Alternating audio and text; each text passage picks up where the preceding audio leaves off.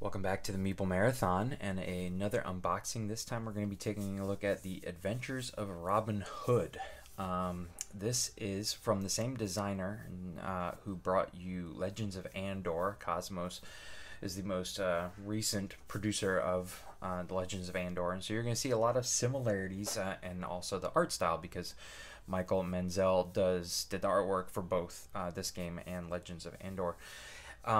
This is got some very unique elements to it. This game's actually been out for a little while in Europe, but the English version and the versions that were available retail in the US just recently hit stores a couple months ago. So let's go ahead and take a look. Now, I don't know quite how much we're going to be able to take a look at, because this is a narrative-driven story with a really nice, well-done storybook.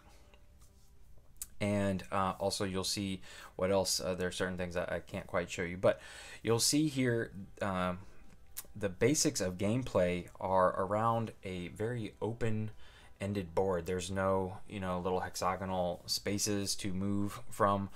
Essentially, you're going to be moving your figure using these kind of markers here. These ones with the little trail behind them, and essentially wherever you can go by placing these end to end is where you can end your turn, and then whether you're touching something or adjacent to something or whether you're in the shadows is going to make a difference. So this appears to be just kind of a introductory case as to how to manipulate the people, and then we have an accompanying booklet. This is merely the accompanying booklet and not the rule book. You must not read this booklet before playing the game. Okay, well, so I'm not going to peek into it then. So yeah, basically this game is designed to really just get you up and playing through tutorial missions and explain everything for you, and bam, you're done, or you're playing, and not needing to read through the rule book. So here we have this nice setup of the board. Now let me just come back here and read what this says. Now take the 8 game board pieces horizontally out of the slipcase and join them together. Make sure there are no tiles fall out on the game board. Lay all the wooden parts out ready next to the game board in a single pile. Each player chooses one of the characters and lay out the book. Place the accompanying booklet back into the box. It's not needed for the moment. Alright, so let us take a look at this then. This is very well secured. I was kind of curious as to whether this was going to be like a trifold or 6-fold board, but it appears to go together like puzzle pieces. So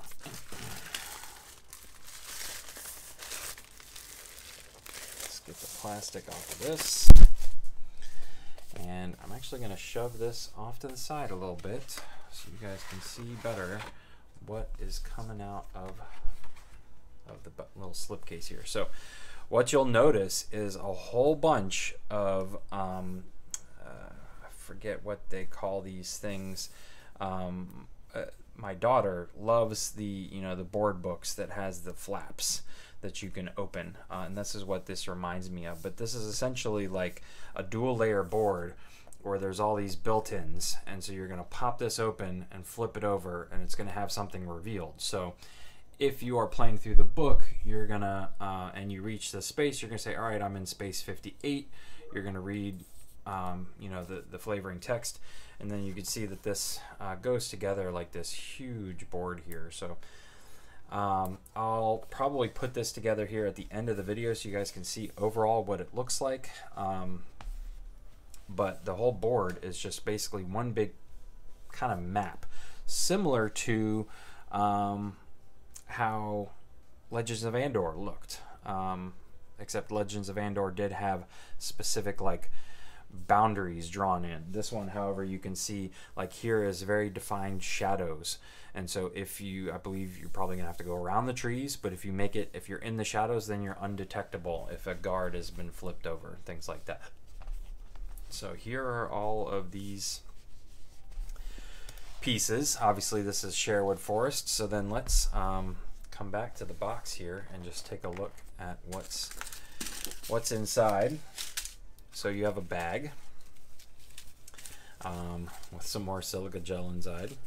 That's fine. But you're going to be, this is almost like a bag builder of sorts. You're going to be attempting to put like the right tokens that you want in the bag and not have to pull out other types of tokens. And you can see here that there are a whole bunch of cubes and a whole bunch of these discs.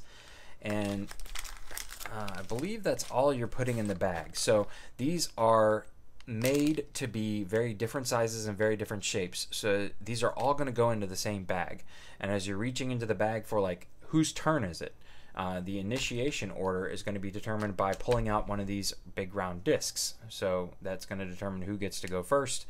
This is going to determine, like, if you are in a battle, you're going to try and pull out a certain number of cubes before getting, say, a red cube, and then the battle is over. And if you pull out a certain number of white cubes, then you've done enough damage to take out the person. So again, very interesting dynamic where everything goes into the same bag and you're pulling out of the same bag. But since these are two very distinct shapes, most people should have no problems if they're told to pull out a small cube versus pulling out a large disc.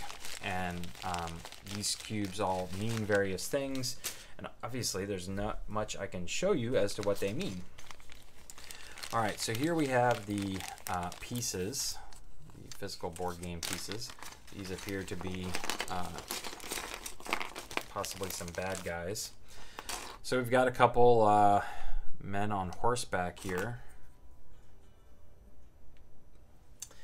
But then this is essentially, I believe this is Little John. So you have two pieces meant to work like this.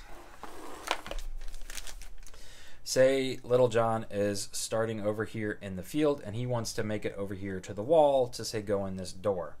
So he's going to leave his marker here, and then depending on how many of his markers he uses is whether or not he becomes exhausted, things like that. So he's going to place this here, and then he's going to say, okay, can I make it with this? Not quite, so I'm going to have to take my full movement here.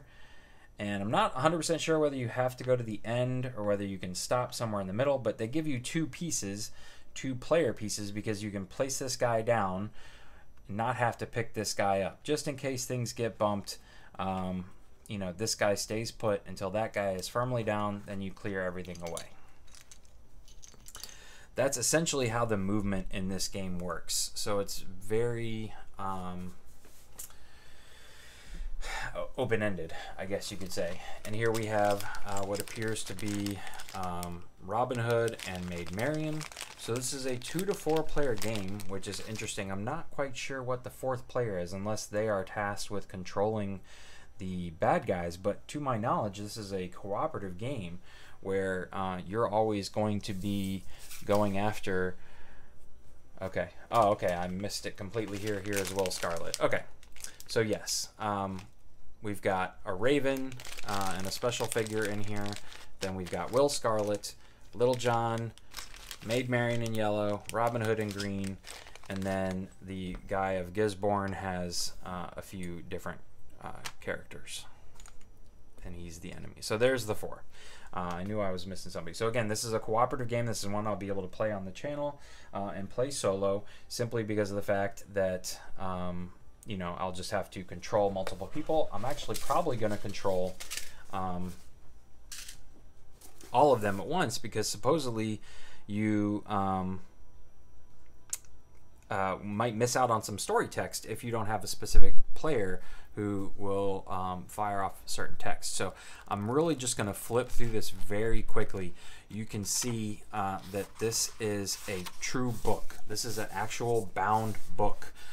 There's a map on the back that shows you, gives you reminders of where numbers are, in case you need to reference, ooh, where is 22? Oh, I can tell it's up here in the forest. But this is a physical book. There's even bookmarks here. You know, this reminds me of like reading the Bible at church. So there's even, like, you know, these various 2 bookmarks here, which I'll have to peel out of there, I guess. They're like folded in on each other.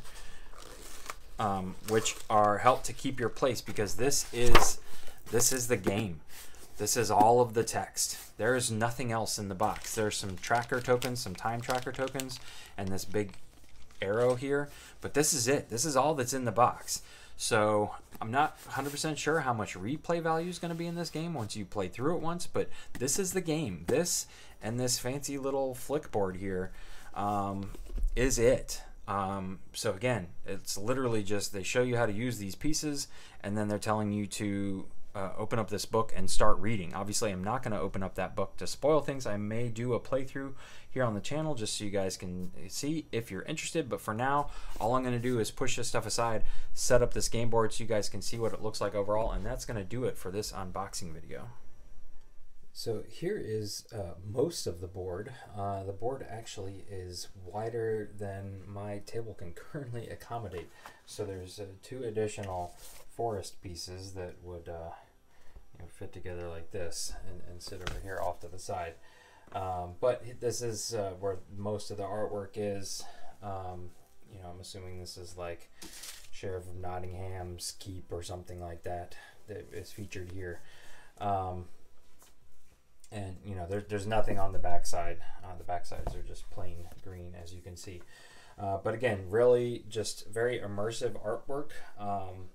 Obviously, to get this on camera is going to be a chore, but otherwise, make sure you've got the table space to set up this giant map if you plan on playing this game. But you can see there's a lot of little bitty tidbits of information, like a hiding lady here with a question mark, and this what appears to be litter or a can or something. There's somebody way over here, another person, kind of witch doctor, some mushrooms with a question mark.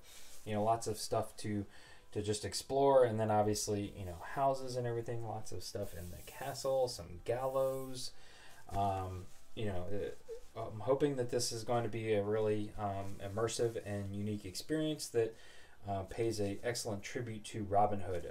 Robin Hood is one of my favorite tales, stories, whatever category you want to fit Robin Hood into. I really like this theme, and so I'm hoping that this is going to be a really fun experience. Whether or not it has replay value, only time will tell. But for now, that's going to do it for the unboxing. If you enjoyed this video, please consider giving it a thumbs up. And if you'd like to see more content like this in the future, including if you are interested in seeing a playthrough of any portion of this game, please let me know. Again, that would be heavy of spoilers, as I have no idea what's coming. I really can't even do a how to play video, I think, without spoiling possibly that first scenario. So if you are interested in more videos, please let me know in the comment section below. Otherwise, thanks for watching. Have a great day.